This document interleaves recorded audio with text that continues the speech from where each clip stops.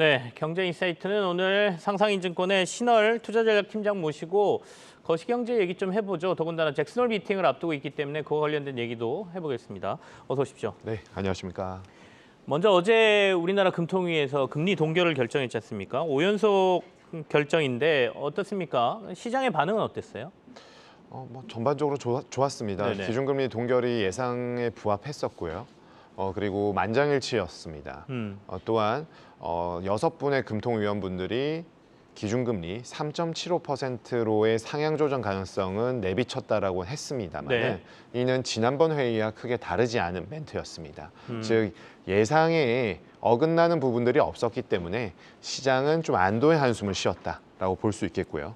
채권 시장은 강세장을 씌워냈고 금리 동결 기조에 금리가 좀 다소 하락 마감을 했습니다.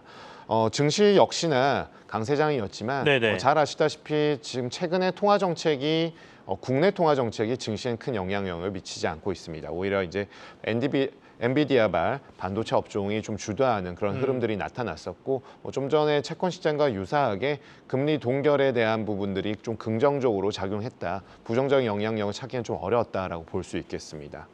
그럼 저희가 한은의 금리 동결을 이게 완화적인 스탠스라고 봐야 됩니까? 아니면 동결이니까 인하는 아니지 않습니까? 네. 긴축의 스탠스라고 계속 봐야 됩니까? 어떻게 평가하세요?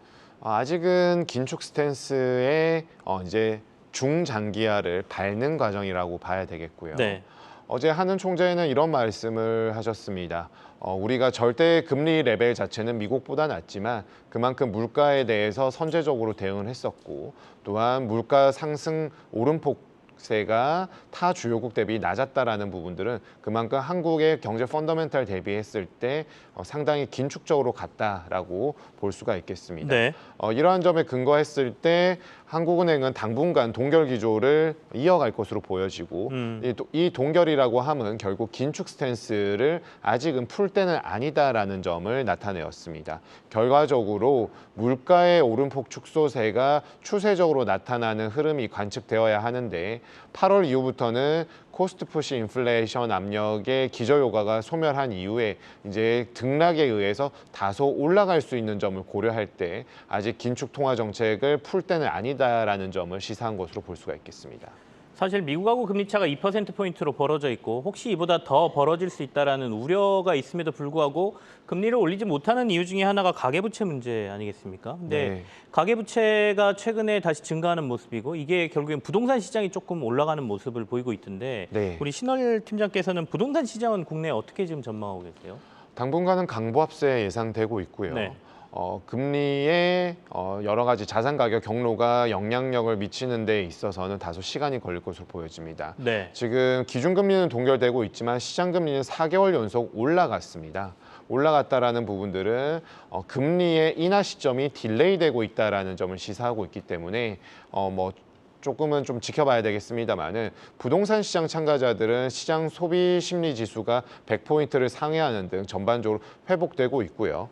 전국 주간 아파트는 6주 연속, 네. 서울은 13주 연속, 지방은 15개월 만에 플러스 국면 진입. 전반적으로 상당히 온기가 확산되는 모습을 보이고 있습니다. 이러한 추세가 크게 틀어지지는 않겠습니다만은 좀 전에 말씀드린 것처럼 기준금리 동결에도 불구하고 시장금리가 올라간 부분들이 부동산 시장의 본격적인 상승세는 좀 제어할 수 있는 요인이라고 보고 있고요. 그렇기 때문에 어제 한은 총재도 인플레이션 하에서 부동산 시장에 대한 낙관론을 좀 경계하자라는 취지의 발언이 있었던 것은 이런 측면에서 좀 볼 수가 있겠습니다.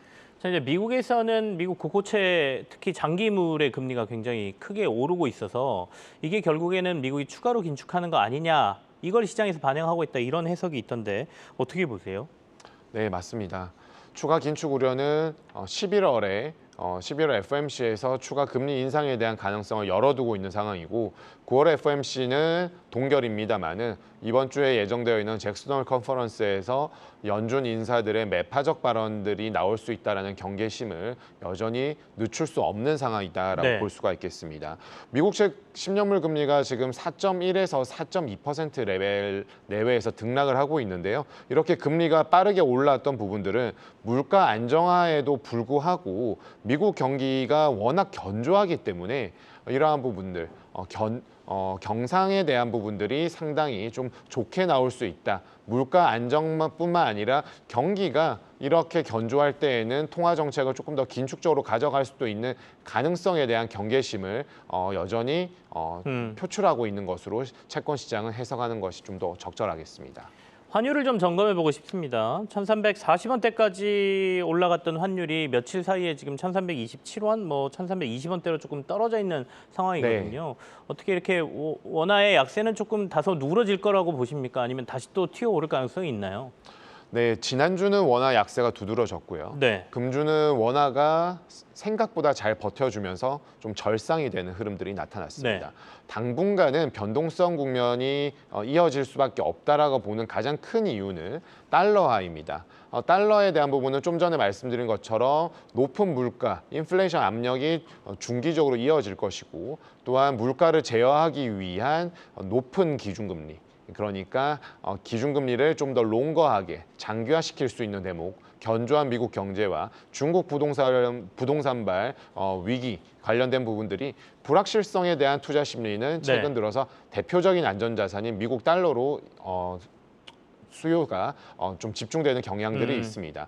미 달러화의 수요는 결국 원화에 대한 약세 요인으로 볼 수 있겠고 네네. 이러한 뉴스 플로우에 따라서 달러가 올라가거나 내려갈 때마다 중국 위안화의 프록시 통화인 원화는 상당히 변동성을 좀 더 나타낼 수 있기 때문에 쉽사리 방향성을 예단하기는 어렵겠습니다만 높은 원달러 환율이 이어질 가능성은 높아 보입니다. 변동성도 커지고 원화의 약세 가능성이 좀 더 커 보인다라는 말씀이시네요.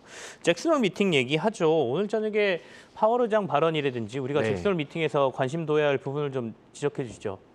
네, 결국에는 세 가지 측면으로 볼 수가 있겠습니다. 기준금리를 어느 정도 수준까지 올리느냐, 그리고 물가는 오름폭이 축소되고 있는데 이 축소되고 있는 흐름 속에서 코스트 푸시 인플레나 디맨드 풀 인플레, 그러니까 원자재 가격과 주거비를 중점으로 해서 이 인플레이션 압력이 쉽사리 줄지 않는다라면 어떠한 요인들에 의해서 다시 물가 상승을 자극할 수 있는 리스크가 있는지, 그리고 마지막으로는 이제 미국의 경기에 대한 판단을 재진단할 것으로 보여지는데 워낙에 경제 지표들이 높은 기준금리 속에서 잘 나오다 보니까 노랜딩에 대한 가능성까지 언급되고 있는 상황 속에서 어떤 식으로 판단할 것인지, 즉 상고하저의 경기 흐름이 변화가 있는지 여부 등을 좀 체크하는 것이 필요한 이번 주말이 되겠습니다. 제롬 파월 의장의 강경 발언은 뭐 나오지 않을 거다 이런 예상이 많던데 신월 팀장님도 그렇게 생각하세요? 원론적인 입장 자체가 시장에는 불편함을 줄 가능성이 있겠고요. 이러한 부분들은 결국 연준 인사들은 금리 인하에 대한 발언은 하지 않을 것이고 금리의 긴축적인 스탠스를 어느 정도까지 끌고 갈 수 있을지를 기본적인 스탠스로 가져갈 것이기 때문에 큰 충격은 없을 것이나 시장의 안도감을 자아낼 정도로 편안함을 이끄는 발언들의 가능성은 상당히 좀 제한적이지 않을까라고 생각하고 있습니다. 시장에 친숙할 만한 발언은 나오지 않을 가능성이 높다라는 말씀이시네요. 굉장히 그렇습니다. 원론적인 얘기가 나올 가능성이 있다. 이렇게 전망을 해주셨습니다. 상상인증권의 신월 투자전략팀장과 오늘 함께했습니다. 감사합니다.